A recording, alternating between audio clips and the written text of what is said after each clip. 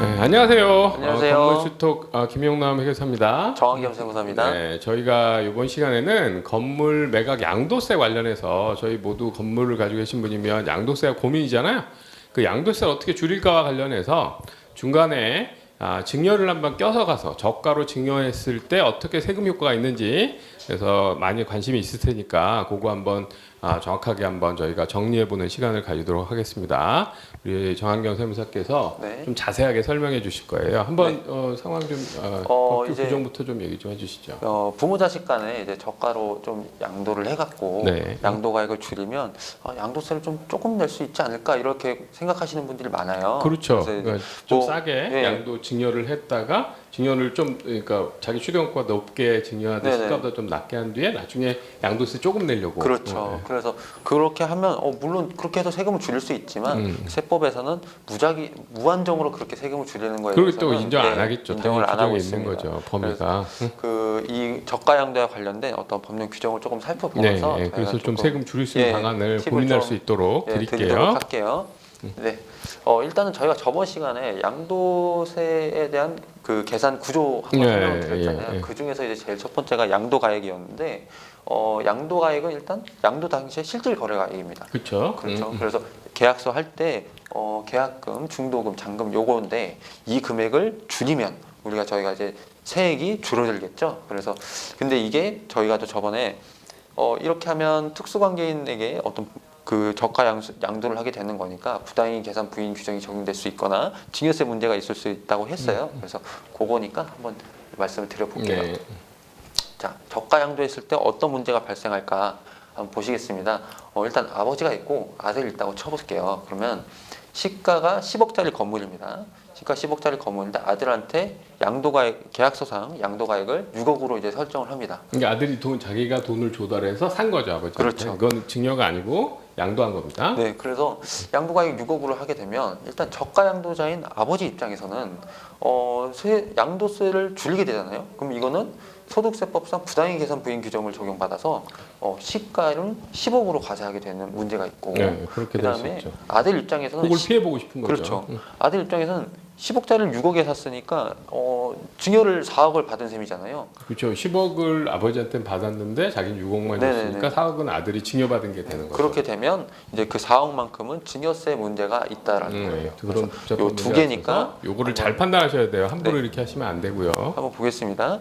보면 양도세는 거래가액과 시가의 차익이 5%, 그다음 3억을 초과할 경우 이제 아까처럼 시가인 10억으로 과세가 됩니다. 그리고 과세 대상은 아까 말한 것처럼 이제 시가인 기준으로 재계산을 하게 되고 저가 양도자한테는 그러면 양도세가 이제 과세가 되겠죠, 추가적으로.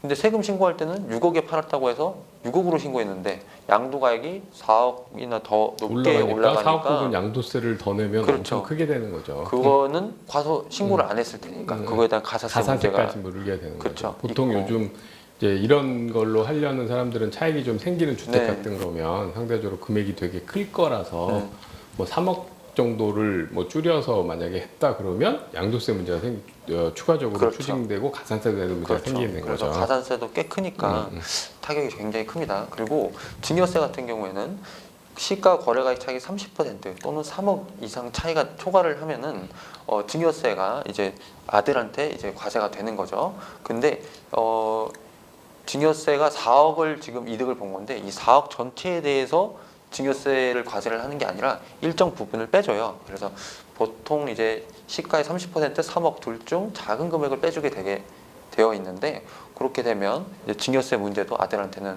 있을 수 있겠죠. 그렇죠. 3억을 넘어가니까. 그렇죠. 그래서 그러면 증여세 신고도 안 했으니까 이거에 대한 가산세도 또 나오게 됩니다. 그러니까 증여세는 아들은 증여세도 더 내야 되고 네. 아버지는 양도세도 더 내야 되고 맞아요. 그런 복잡한 문제가 생기는 거죠. 좀 양도가 뜻하지 저가 양도를 않게, 하게 되면 뜻하지 이런 좀 않게 최악의 엄청난 고지서를 네, 받을 수 있는 거죠. 최악의 상황이 좀 머리 있을 잘못 수 있습니다. 썼다가 네. 조심하셔야 됩니다. 네. 그다음에 그럼 이제 좀 자세히 해봤을 때 네. 이제 10억짜리 건물인데 7억 5천에 양도했을 때 그리고 6억에 양도했을 때 이렇게 가상의 시나리오로 한번 짜볼게요. 그러면 시세 지금 7억 5천에 양도를 하면 10억짜리를 시세의 5% 3억 초과 거래이기 때문에 시가 10억 기준으로 양도세는 부과가 돼요. 그러겠죠. 네. 이거는 이제 양도세는 5%를 넘어가면 그렇죠. 내야 되니까 네. 그리고 10억에 7.5니까 25%니까 양도세는 내야 되는 거죠. 그 차이를 맞아요. 2억 5천에 대해서. 그리고 근데 이제 시가 거래액 차이가 3억 이상 또는 30% 이상 차이가 나진 않죠. 25%만 차이가 나고 있으니까. 증여세는 안 내는 거죠. 증여세는 문제가 없습니다. 그래서 양도세만 내면 돼요. 그러면은 증여세를 안 낼 수 있으니까 이것도 하나의 절세 방법인 네. 건데 6억에 양도를 하게 되면 시가와 양도가액 차이가 40% 이상 차이가 나니까 양도세는 당연히 과세가 되지만 증여세가 이제 30%를 추가적으로 넘어가게 과세가 되죠. 그러면은 이 4억 전체에 대해서 아까 증여세가 과세되는 게 아니라고 했고 그 중에서 시가 30% 또는 3억 둘 중 작은 금액을 빼주는데 그게 4억에서 3억을 빼면 1억만큼의 증여세가 나오게 되는 거죠. 그렇죠. 그러면은 1억에 대해서 증여세 나오면 보통 한 1,000만 원? 뭐 아들한테 증여를 했다 그러면 아들 5천만 원 공제 빼면 500만 원 정도가 증여세가 나올 수 있겠죠. 그래서 이런 사례가 있고 그다음에 요 저가 양도를 할 때 좀 유의 사항을 좀 말씀드릴게요. 첫 번째는 증여세의 시가 판단은 저희가 최종 잔금 청산일 기준으로 하고 있어요. 계약일이 아니고 그렇죠. 계약일이 아니고 그래서- 돈 다 준 날. 그렇죠. 그래서 이게 시가의 30%를 30% 싸게 해갖고 70%를 맞춰서 신고를 했다. 그러면은 그때 시가를 어떤 걸로 볼 거냐? 잔금 청산일 기준으로 보게 돼요. 그리고 그 이제 잔금일 날 원래는 계약일 날 기준으로 시가에 30% 맞춰놨는데 네. 잔금일 날 변동돼 가지고 땅값이 뭐 올랐거나 떨어졌거나 그렇죠. 해버리면 문제가 생길 수 그렇죠. 있는 거죠. 문제가 증여세가 나올 수 있고 그 다음에 양도세는 매매 계약일 기준으로 판단을 해요. 그래서 양도 계약할 때 당시에 시가가 5% 5% 또는 3억 이상 차이가 나면 이제 이거는 그 부당의 계산 부인 적용이 되죠. 그래서 매매 계약할 때 기준 그 시가하고 그 다음에 증여세 판단할 때 잔금 청산일 그거를 좀 비교를 잘 하셔서 세팅을 하셔야 됩니다. 그러니까 양도세는 계약할 때 실제로 거래가액이 확정된다고 봐서 그날 기준으로 그렇죠. 판단을 하는 거고 네. 증여세는 잔금 주고 등기할 때 증여했다고 판단해서 그날 기준으로 증여세를 계산하는 거고 서로 그렇게 맞습니다. 시점이 차이가 네. 있으니까 그 기준 양도세라면 5% 증여세라면 30%그 기준을 시점별로 잘 판단해야 되는 거죠. 네. 그러면 이게 그래서 시세가 부동산의 시세가 상승할 때 차액이 30% 미만이어서 이제 난 증여세 걱정이 없겠구나라고 했는데 잔금 청산일에 초과가 되면 증여세가 나올 수 있다는 거죠. 그래서 가급적 빠른 시일 내에 양도 계약과 동시에 잔금을 잔금을 정리해서 다 하는 그 게 시차를 줄여놓는 그렇죠. 게 제일 안전하겠네요. 그렇죠. 그리고 저희가 이제 건물 같은 경우에는 거래가 빈번하게 일어나지 않잖아요. 그러면 이 건물의 시세가 얼마입니까? 그럼 거의 뭐 주변 그럼 시세를 좀, 보고 그쵸. 이제 판단할 수밖에 예, 없단 예, 말이죠. 시가라는 게 애매하죠. 그렇죠. 근데 아파트 같은 경우에는 시가가 있는데 그러면은 저희는 이제 이런 양도세나 증여세를 계산할 때는 건물 같은 경우는 기준 시가를 쓰는 게 일반적입니다. 그렇죠. 기준 시가를 사용하는데 기준 시가가 우리가 일반적인 거래가보다 훨씬 낮잖아요. 그렇죠. 그래서 그런데 시세 그러면 기준 시가로 낮게 신고하니까 그럼 양도세도 조금 줄일 수 그래서 있을 것 많이 같은데. 했죠. 그래서 이제 네. 사실 예전에는 한 2, 3년 전만 해도 다 그 방식으로 맞아요. 기준 시가로 평가해서 양도세도 내면서 자식한테 저가로 양도해가지고 세금을 적게 주면서 일종의 증여를 하는 편법 증여, 세금을 줄이는 증여죠. 그렇죠. 절세할 수 있는 맞습니다. 그런 방식을 썼는데 이게 항상 너무 많이 쓰면 정을 맞는 거예요. 그래서 맞아요. 많이 쓰다 보니까 요즘 조금 더 까다롭게 됐죠. 그래서 이제 국세청 평가심의위원회라 그래서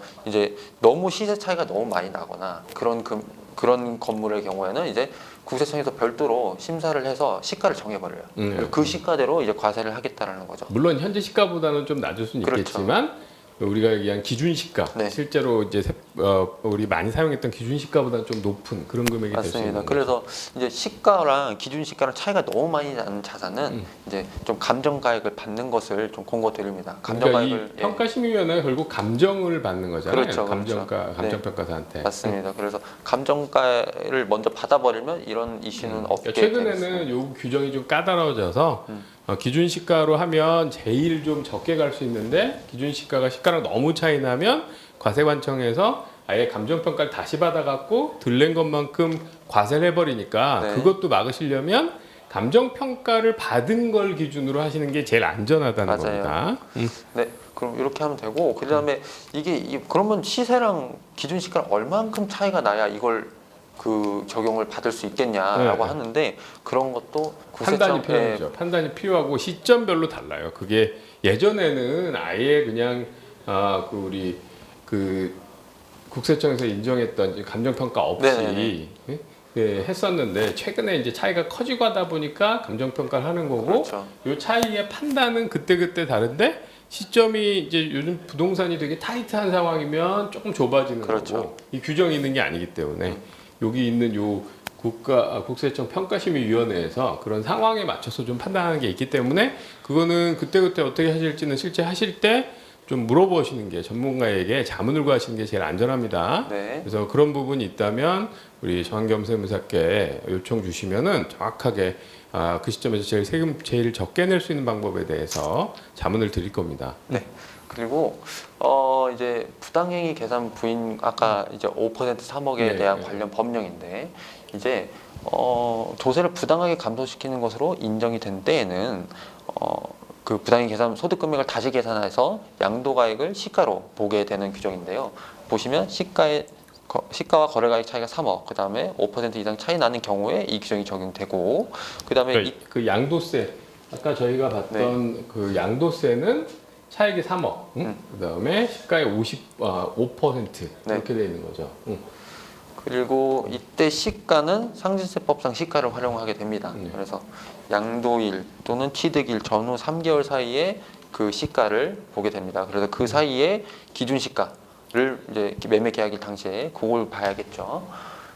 그 다음에 그 다음에 이제 예규 판례를 한번 좀 보도록 하겠습니다. 그 규정이 어떻게 실제 적용됐는지 맞아요. 사례 한번 보면 좀 더 이해하시기 편할 거예요. 저희가 네. 그래서 정한겸 세무사께서 실제 있었던 사례를 좀 찾아왔습니다. 그래서 보시면 이제 청구인은 장모한테 이제 부동산을 양도하게 됐는데 이 부동산의 기준시가 8억짜리예요. 8억짜리. 그렇죠. 기준시가 8억짜리인데 요거를 장모님한테 3억 5천에 팔았다라는 거죠. 심하네. 네. 3억 5천에. 그럼 3억 5천에 팔았으면 아까 양도세 입장에서 봤을 때는 그래서 이게 그 양도세도 모르고 증여세도 모르고 그렇죠. 그냥 과감하게 그냥 판 거죠. 지르는 거죠. 그래서 장모니까 당연히 싸게 팔 수 있고 네. 특수관계인 맞고 그러면 시가의 5% 3억 큰 금액 차이가 나니까 세법을 모르는 사람이 제일 무섭습니다. 그렇죠. 이랬다가 그냥 엄청나게 세금 추징 당하는 거예요. 그렇게 하면 이제 사회 통념이나 관세 비추어 정상적인 거래로 볼 수 없으니 저가를 양도한 것으로 보아서 부당행위 계산 부인을 이제 적용한 거죠. 그렇죠. 이렇게 과감하게 네. 엉뚱하게 해서 바로 그냥 세무관청에 추징당하는 이런 케이스들이 있어요. 그래서 플랜 짜실 때 조심하셔야 됩니다. 네. 그 다음에 다음 판례는 이제 증여세 관련 법령이에요. 아까 3억과 30%에 관련 판례인데 양도세는 좀 전에 봤으니까 저희 증여세는 또 어떤 규정으로 저희가 보는지 상증법상 35조 네. 여기에 들어가 있네요. 이제 저가 고가 양도에 따른 이익의 증여인데 이때 증여로 보는 금액은 대통령을 정하는 이익으로 이제 규정이 돼 있어요. 그럼 그 대통령을 정하는 이익이 무엇이냐 보시면 시가와의 차액에서 다음 각호 금액 중 적은 금액을 뺀 건데 그 각호 금액이 시가의 30% 또는 3억 둘 중 작은 금액이에요. 30%나 차익이 3억 이상일 때 그렇죠. 그 부분만큼을 증여한 걸로 보겠다 네. 이런 거죠. 그래서 요 규정이고 그래서 이게 넘어가면 그 3억이나 30%를 뺀 나머지만 증여한 걸로. 그렇죠. 그래서 아까 10억짜리를 6억한테 했는데 했으면 10억에서 3억이 걸리면 3억 그렇죠. 빼고 난 1억이 증여로 그렇죠. 판단. 4억에서 3억 뺀 1억이 이제 증여세로 판단돼요. 나오게 되는 거죠. 그러면 관련된 판례인데 네, 요거는 이것도 한번 이제 사례 실제로 증여세가 어떻게 판단됐는지 저희 정세무사께서 찾아오신 거고 네. 이거 아마 보시면 이렇게도 하는구나 느낌이 있으실 거예요. 네, 그래서 이제 동서지간인데 청구인한테 이제 양도를 하게 됐는데 요게 3억 6천만 원으로 양도가액을 설정을 한 겁니다. 3억 6천으로. 근데 이제 이 부동산의 시가는 5억 1,200만 원이었어요. 그때 5억 1,200만 원. 그래서 물론 저가 양도는 맞아요. 저가 양도는 맞아요. 양도세는 냈겠죠. 5억 1,200에 대해서 양도세를 냈겠죠. 근데 이제 증여세를 회피하고 싶은데 증여세를 안 내게끔 하려면 시가의 70%. 70%. 그러니까 아까 30% 안쪽으로 네네네. 만들려고 네. 29.7%에 해당되는 걸로 맞아요. 거래를 하게 이렇게 한 그러니까 거죠. 딱 증여세는 절대 안 내겠다라는 네, 생각으로 70%에 맞춰서 했는데 저희가 아까 말씀드렸죠. 양도세에서는 부당행위 계산 부인은 이제 매매 계약일 기준으로 하지만 증여세 판단은 잔금 청산일 기준으로 한단 그렇죠. 말이죠. 그런데 그런데 요거는 지금 이제 매매 시점, 매매 계약일 시점의 네. 시가였고. 그렇죠. 그때 기준 시가가 5억 1,200이었다는 거죠. 근데 이제 잔금 청산하고 다 보니까 시가가 5억 5,300이었던 거예요.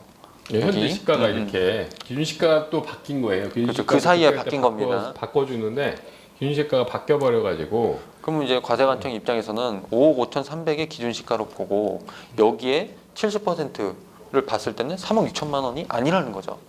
그러니까 그 기준 시가를 잘못 판단해서 이제 증여세가 더 추징되는 사례가 있었습니다. 예. 그래서 그 잔금 청산이라고 매매 계약일 이때의 시가를 정말 잘 파악을 하셔야 그래서 됩니다. 기준 시가는 우리 증여세를 판단할 때는 기준 시가라는 게 일정하지가 않고 시점별로 바뀌니까 네. 기준 시가 변동되지 않는 기간 내에 잔금을 청산해줘야 시비가 안 맞습니다. 걸리겠네요. 네. 그래서 이런 사례가 있었습니다.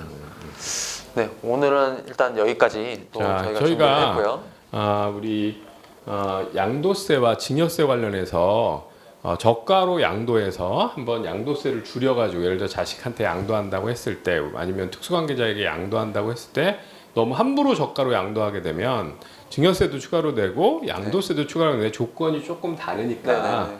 근데 이제 그렇게 해서 인수 받은 사람이 나중에 매각하면 그때는 또 1가구 1주택이 걸려서 세금을 들릴 수 있으니까 양도를 하셔서 이후에 1가구 1주택 혜택을 받을 수 있도록 만드는 그런 플랜을 짜시는 분이 있으실 텐데 네. 그때 잘못 짜면 이때 저가 양도하는 과정에서 세금을 왕창 물 수 있기 때문에 그런 부분 함부로 하시면 안 되고 두 가지 이슈가 있다. 양도세 이슈가 있고 증여세 이슈가 있다. 그래서 이 부분 판단을 잘 하셔야 되고 이거 되게 까다롭습니다. 그때 상황별로 계산도 다르고 그러니까 그런 계획이 있으시면 지금 보여드린 거 참고해서 여러분이 판단하시고 그리고 어려우시면 저희 정한겸 세무사께 연락 주시면은 정확하게 여러분 입장에서 최적에 해당되는 금액이 얼마인지 자문을 해드릴 겁니다. 네. 이번 시간 수고하셨습니다. 수고하셨습니다.